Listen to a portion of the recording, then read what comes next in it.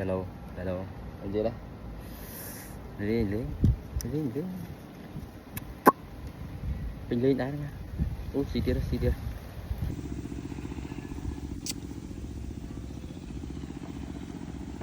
muối muối lột đọt co lột mà lột hay gặp lão hết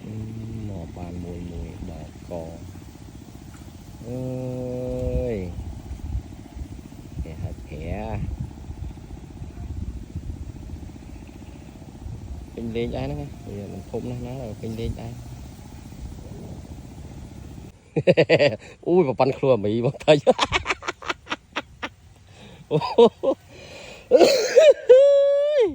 lòng ọt ọt lối bong ôn lòng ọt ọt lối lòng đi ọt ọt lối lại đo ọt ọt lối lại núi gì chơi mà bắn khua này đây mới mà có thể bị phá âm tái nữa vậy